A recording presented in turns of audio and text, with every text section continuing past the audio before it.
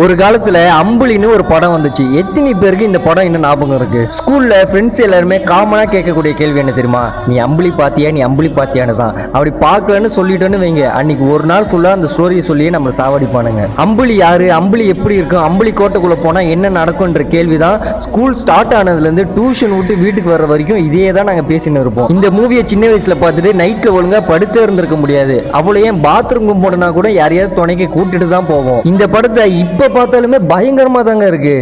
ஏன்னா அது அம்புலி படம். அந்த காட்டுக்குள்ள என்னதான் இருக்கு? காட்டுக்குள்ள மரணம் இருக்குடா. அம்புலி இருக்கு, அம்புலி இருக்கு.